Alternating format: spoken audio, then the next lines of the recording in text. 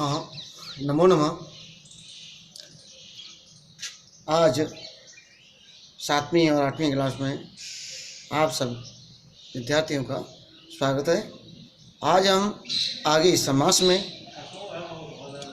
अव्ययभाव समास पढ़ रहे हैं। कल हमने परसों के दिन पढ़ा था अधि उपसर्ग का प्रयोग जो विभक्ति अर्थ में होता है।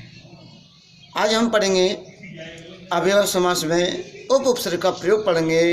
ये उपसर्ग या अव्यय होते हैं वो पहले होते हैं। जब पहला पद अव्यय या उपसर्ग होता है तो इसी के नाम पर हम अव्ययभाव समास जानते हैं। अब आज उपसर्ग है हमारा अधि, वो उप उपसर्ग और जिसका प्रयोग हम करते हैं समीप अर्थ में।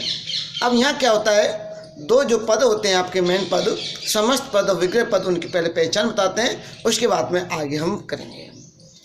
अपना है समस्त पद की पहचान, यानी मिले हुए पद की पहचान। मिला हुआ पद क्या होता है, जुड़ा हुआ पद होता है। इसमें दो पद होते हैं, एक पहला पद और दूसरा पद। तो समस्त पद का पहले पद में यानी पूर्व पद या पहले पद में क्या देखना है, हमको उपसर्ग देखना है। और कौन सा उपसर्ग देखना है, कोई सा भी उपसर्ग हो सकता है। यहाँ उप उपसर्ग है तो ये किसी अर्थ में हो रहा है। तो पहले पद के यानी समस्त पद का पूर्व पद आपको उपसर्ग हो कोई, यहाँ पर हमारा उप उपसर्ग है।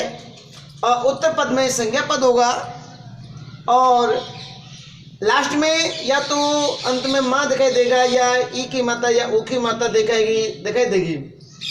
अगर माँ होता है तो उस पर कोई विसर्ग नहीं आता, ई और ऊ में यहाँ पर विसर्ग नहीं आएगा, क्योंकि यह समस्त पद नपुंसकलिंग का होता है। नपुंसकलिंग का होता है इसलिए इसमें माँ और ई और ऊ दिखाई देते हैं। अब उदाहरण दिया मैं, जैसे मैंने लिखा उपवनम। ये एक उपवनम क्या एक समस्त पद है, मिला हुआ पद है।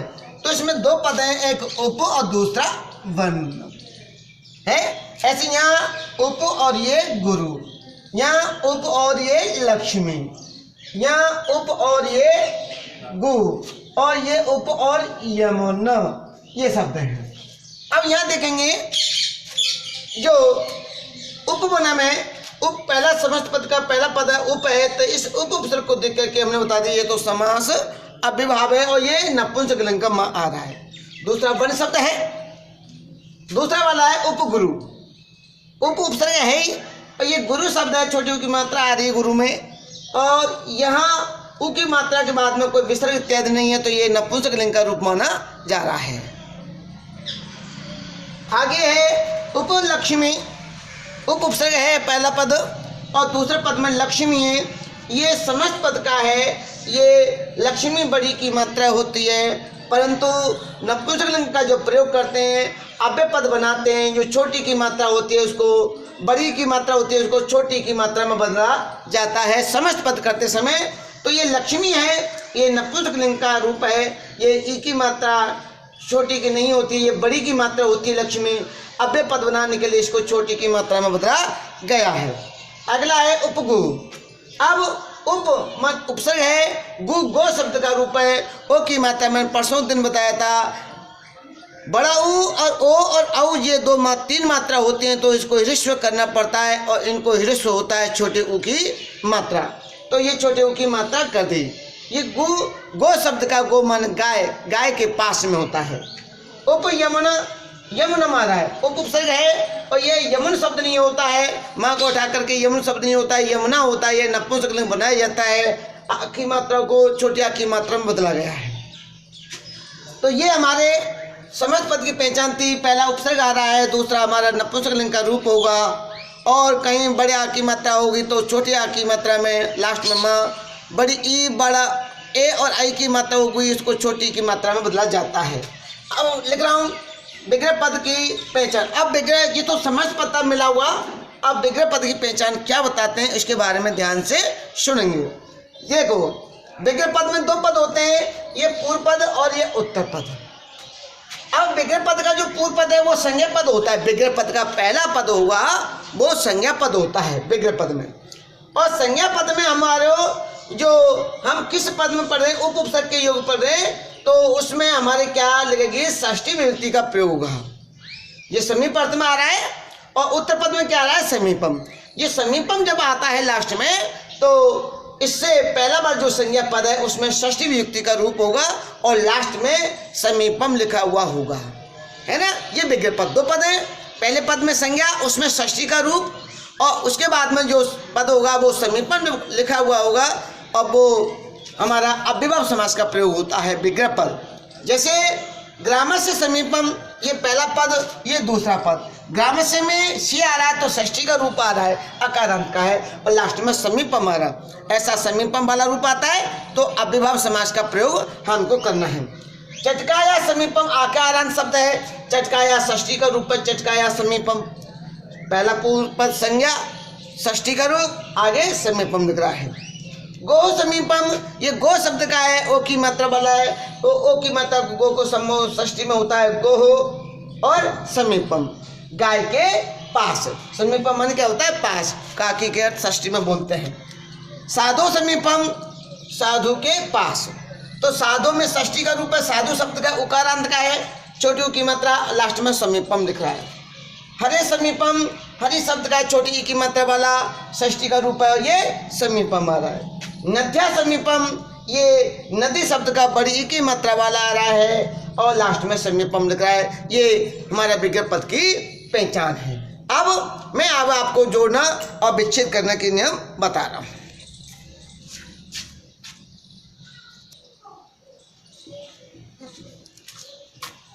हाँ, अब हम देखते हैं आगे। तो दो पद पढ़ लेते, विग्रह की पहचान और समस्त पद की पहचान। अब क्या दिया है हमारे पास में, विग्रह पद दिया हुआ है। यदि विग्रह पद दिया हुआ है उसको समस्त पद करना है, जोड़ना है, तो जोड़ने का क्या नियम होता है उसके बारे में अब हम जानकारी पढ़ते हैं। जैसे देखते हैं कि समस्त पद करने का नियम, तो हमने लिखा है समस्त पद, यानी समस्त पद करने के नियम, तो विग्रह पद दे रखा, पूर्व पद और उत्तर पद। पूर्व पद में आपको संज्ञा पद जो है, आपको उस संज्ञा पद में षष्ठी विभक्ति मिलेगी, और बाद में आपको उत्तर पद में समीपम मिलेगा, तो वो विग्रह पद हमारा होता है अव्ययभाव समास का। अब हम देखते हैं आगे कि जैसे अब फिर लिखा समस्त पद करते समय, जब समस्त पद करेंगे तो क्या करना है, सबसे नंबर एक पर क्या करना है, समस्त पद करते समय जो पूर्व पद में जो संज्ञा पद में जो विभक्ति लग रही है, तो पूर्व पद में से क्या करना, विभक्ति को हटाना। पहले पद में विग्रह पद का जो पहला पद है उसमें जो विभक्ति लग रही है, सबसे पहले उस विभक्ति को आपको हटाना है। नंबर 2 पे जो समीपम शब्द है, वो समीपम के स्थान पर हमको उपसर्ग लगाना है। उपसर्ग का प्रयोग समीपार्थ में करते हैं, तो समीपम को उठा करके क्या लगाना है, उपसर्ग लगाना है। नंबर 3 पे क्या करना है, कि दोनों जो शब्द हैं, संज्ञा पद आ जाएगा मूल, और आपका उपसर्ग आ जाएगा, दोनों को क्रॉस में गुणा के चिन्ह में इनको बदलना है। यानी उत्तर वाले को तो पहले ले आएंगे, पहले वाले को बाद में लिख देंगे, क्रॉस में लिखना है। इसके बाद में लिखना है, यदि संज्ञा पद में बड़ी मात्रा आ रही, कहीं जो आपका संज्ञा पद है वो बड़ी मात्रा आ रही है, तो उसको छोटी मात्रा में बदलना है, ह्रस्व वाली मात्रा में बदलना है, ठीक है। और अगर आ की मात्रा आती है अंत में, छोटी आ की मात्रा, तो वहां पर आपको क्या लगाना, अंत में मां लगाना, और अन्य जगह पर कुछ भी नहीं लिखना हमको, केवल जैसी मात्रा छोटी है उसको छोटी मात्रा में करके छोड़ देना है। अब मैं आपको जैसे समझा देता हूँ, उदाहरण के रूप में है। जैसे मैंने लिखा नगरस्य समीपम, नगरस्य में षष्ठी है, बाद में समीपम आ रहा है, तो इसको समस्त पद करेंगे, तो पहले विभक्ति को उठा देंगे, इसे शे को उठा दिया तो नगर बच गया। दूसरा पद समीपम है, इसके स्थान पे उपसर्ग लिख दिया। तीसरे में क्या करेंगे, दोनों को क्रॉस में लिखेंगे, उप को पहले लिख दिया, नगर को बाद में लिख दिया। अब ये शब्द अकारांत है। अब चौथी बात क्या लिखेंगे, अकारांत शब्द के अंत में पीछे क्या लगा दिया हमने, मां लगा दिया, तो ये उपनगरम शब्द बन गया। अब इसी तरीका से दूसरा दे रहा हूं, लक्ष्म्या समीपम। लक्ष्म्या में मैं आ रहा है, या आ रहा है, ये षष्ठी का एक वचन है, और ये समीपम आ रहा है, तो ये या इकारांत का रूप है, तो इसकी विभक्ति को उठाया तो लक्ष्मी शब्द बचा, और समीपम के स्थान पे क्या लिख दिया हमने, उपसर्ग लिख दिया। अब क्या करना है, इन दोनों को पूर्व पद करेंगे, उप को पहले लिख दिया, लक्ष्मी को बाद में लिख दिया। इसके बाद में ये लक्ष्मी बड़ी की मात्रा है, अव्यय करने के कारण इस बड़ी की मात्रा को छोटी की मात्रा में बदल करके अपना लक्ष्मी उपलक्ष्मी शब्द बन जाता है। ये इसी तरीका से अगला मैं शब्द दे रहा हूँ उप, यानी गोह समीपम। गो माने गाय, गाय के पास में।